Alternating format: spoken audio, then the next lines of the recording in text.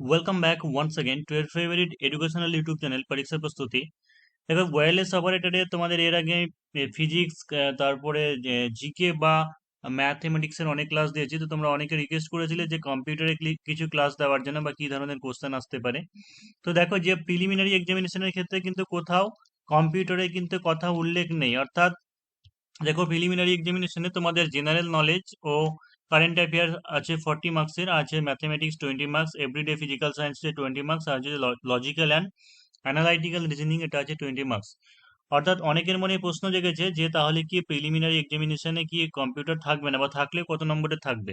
কিন্তু দেখো এখানে তোমাদের যখন সিলেবাস বলা আছে, তো সিলেবাসের ক্ষেত্রে দেখো যে প্রিলিমিনারি যখন সিলেবাস দেওয়া আছে, তো ফিজিক্সের নিচে, অর্থাৎ ফিজিক্সের সিলেবাসের নিচে দেখো কম্পিউটারের সিলেবাসটা দেওয়া আছে যে বেসিক নলেজ ইন কম্পিউটার, তারপর হচ্ছে operating computer using GUI based operating system, understanding word processing using spreadsheet, communication using the internet, presentation using PowerPoint. তার মানে আমরা ধরে নিতে পারি যে মোটামুটি প্রিলি হোক বা মেন হোক 7 থেকে 8টা কোশ্চেন কিন্তু কম্পিউটার থেকে আসবে, যেহেতু 6টা এখানে চ্যাপ্টার যেহেতু মেনশন করা আছে, সুতরাং 7 থেকে 8 নম্বর কি হয়তো 10 নম্বর কিন্তু কম্পিউটার থেকে আসতে পারে। আর দেখো প্রিলি এবং মেনে দুটোতেই কিন্তু এই 6টা চ্যাপ্টারই কিন্তু কপি করা আছে, তো সুতরাং আমরা এই 6টা টপিক পড়বো। আজকে দেখো আমরা 1 নম্বরটা অর্থাৎ বেসিক নলেজ ইন কম্পিউটার এই জিনিসটা আলোচনা করব।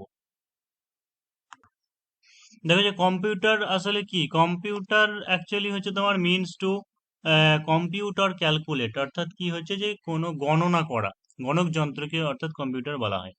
তো দেখো ফাদার অফ কম্পিউটার কাকে বলা হয়, যে চার্লস ব্যাবেজকে বলা হয়, যে মোটামুটি 1935 অর্থাৎ দ্বিতীয় বিশ্বযুদ্ধের সময়কাল থেকে এটা তৈরি হয়েছিল। তার আগে অবশ্য তৈরি হয়েছিল, কিন্তু 1935 সাল থেকেই আর কি চালু হয় কম্পিউটার।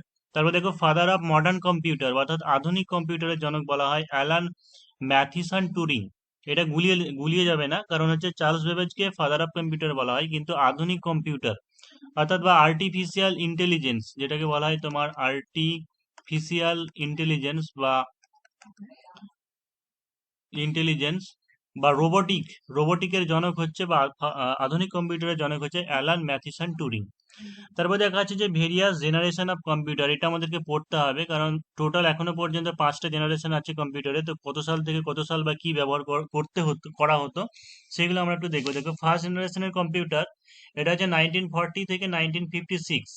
তখন কি ধরনের টেকনোলজি ইউজ করা হতো, এইগুলো হচ্ছে তোমার টেকনোলজি অর্থাৎ ভ্যাকিউম টিউব টেকনোলজি হিসেবে ব্যবহার করা হতো। আর এখানে দেখো এনিয়াক ও ইউনিভ্যাক এক্সাম্পল আছে, অর্থাৎ ফার্স্ট জেনারেশনের কম্পিউটারে তোমার এনিয়াক বা ইউনিভ্যাক এইগুলো হচ্ছে নাম ছিল, অর্থাৎ প্রথম সার্থক কম্পিউটার বললে হবে এনিয়াক। তারপর দেখো এখানে কি ধরনের ল্যাঙ্গুয়েজ ব্যবহার করা হতো, ঠিক আছে, মেশিন ল্যাঙ্গুয়েজ ব্যবহার করা হতো ফার্স্ট জেনারেশনের কম্পিউটারে। তারপর দেখো সেকেন্ড জেনারেশনের কম্পিউটার আমরা চলে আসবো। সেকেন্ড জেনারেশনের কম্পিউটার দেখো যে 1956 থেকে 1963। এখানে আমাদের টেকনোলজি হিসেবে কি ব্যবহার করা হতো, এখানে টেকনোলজি হিসেবে ট্রানজিস্টর ব্যবহার করা হতো।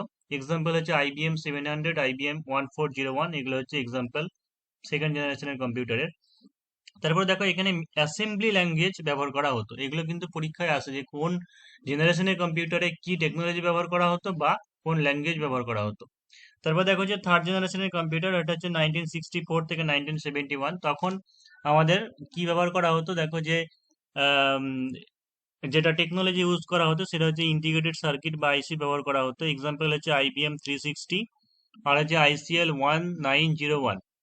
এখানে দেখো স্নোবল SNOBOL বেসিক, এগুলো হচ্ছে তোমার ল্যাঙ্গুয়েজ ব্যবহার করা হতো, থার্ড জেনারেশনের কম্পিউটারে ল্যাঙ্গুয়েজ ব্যবহার করা হতো। এখানে দেখো এটা ভীষণ ইম্পর্ট্যান্ট আছে যে আইসি বা ইন্টিগ্রেটেড সার্কিট যে টেকনোলজি, এটা কোন জেনারেশনের কম্পিউটারে ব্যবহার করা হতো, তো থার্ড জেনারেশন, এটা ভীষণ ইম্পর্ট্যান্ট আছে, একটু দেখে নিও।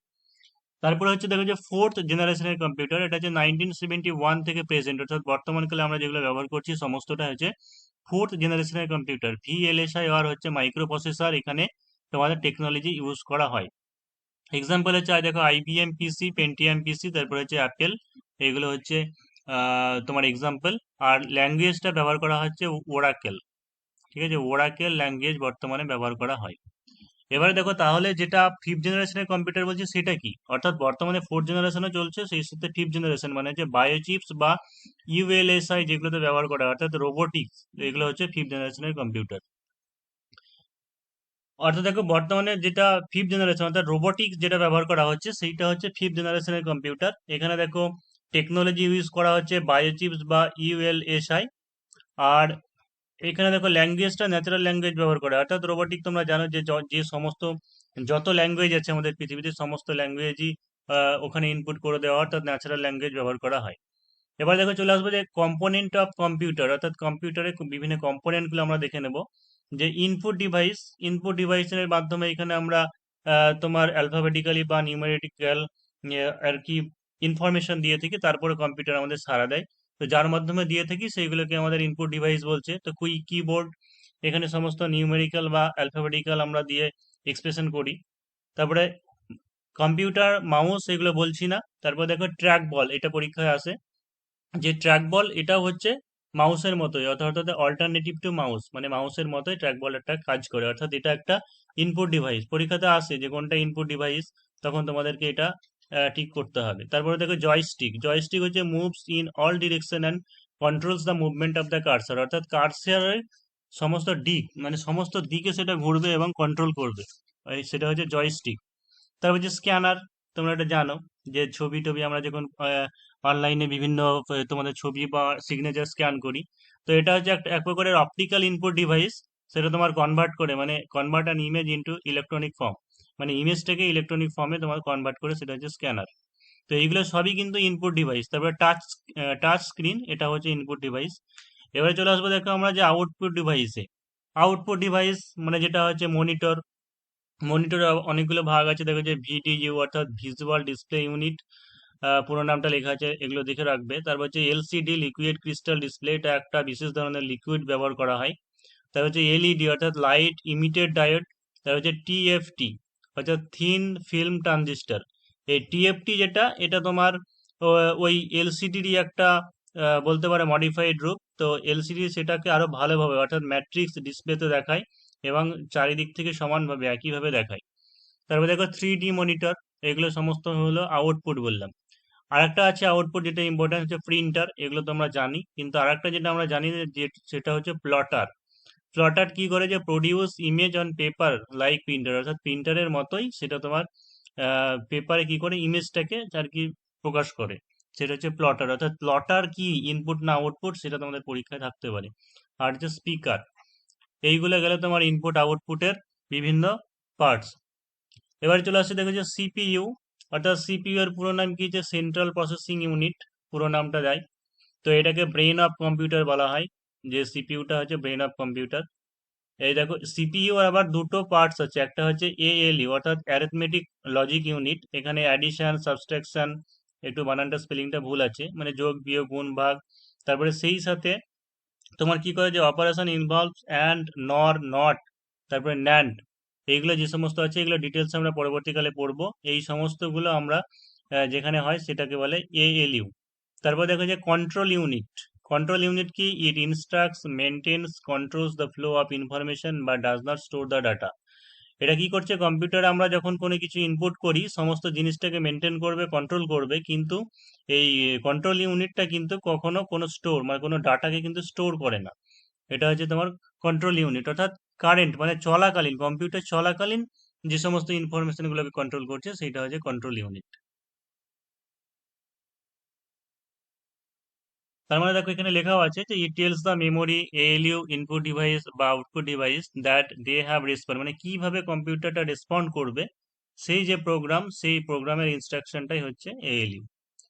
এবার দেখো মেমোরি ইউনিটস, মেমোরি ক ধরনের আছে, মেমোরি আছে একটা হচ্ছে তোমার প্রাইমারি মেমোরি, আর একটা হচ্ছে সেকেন্ডারি মেমোরি। এবার প্রাইমারি মেমোরির মধ্যে কি আছে দেখো, যে প্রাইমারি মেমোরির মধ্যে আছে তোমার র্যাম অর্থাৎ random access memory. Random access memory এটা কি, এটা হচ্ছে ভোলাটাইল মেমোরি, অর্থাৎ যে ডেটাটা আমরা আহ, করি বা কম্পিউটারে যেটা আমাদের রানিং চলে, সেটা যদি কোনো কারণে বা আমরা যদি সুইচ অফ করি তাহলে কিন্তু সেটা থাকে না, সেটা হচ্ছে র্যাম। আর রমটা হচ্ছে রিড অনলি মেমোরি, এটা হচ্ছে নন ভোলাটাইল মেমোরি, অর্থাৎ যদি সুইচ অফ হয়েও যায় মানে পাওয়ার অফ যদি হয়েও যায় তাহলে কিন্তু পরবর্তীকালে আবার আমরা ডাটাটা পেয়ে যাই। এগুলোর আবার দেখো রমের আবার কতগুলো ভাগ আছে, মানে একটা হচ্ছে প্রোগ্রামেবল র্যাম, মানে সেটাকে প্রম বলা হয়, পিআরওএম। তারপরে হচ্ছে ইরেজেবল, এটা হচ্ছে ইপ্রম। আর ডবল ইপ্রম, এটা হচ্ছে ইলেকট্রিক্যালি ইরেজেবল। এবার দেখো সেকেন্ডারি মেমোরি যেগুলো আছে, যে সেকেন্ডারি মেমোরি মেমোরি কি করে, এটা তোমার স্টোরস দ্য ডাটা পার্মানেন্টলি, মানে একদম পার্মানেন্টের জন্য কোনো ডাটাকে স্টোর করে রাখে। আর হচ্ছে যে ইউজার ক্যান অ্যাক্সেস আর retrieve the data whenever required, এবং পরবর্তীকালে যখনই সেটা সে দেখতে চায় মানে সেটা দেখতে পারবে। এবার দেখো সেকেন্ডারি মেমোরির যে টাইপগুলো আছে, একটা হচ্ছে ম্যাগনেটাইভ টেপ, এটা সিকুয়েন্সিয়াল অ্যাক্সেসে ব্যবহার করা হয়। তারপর হচ্ছে ম্যাগনেটিক ডিস্ক হবে এটা, ম্যাগনেটিক ডিস্ক।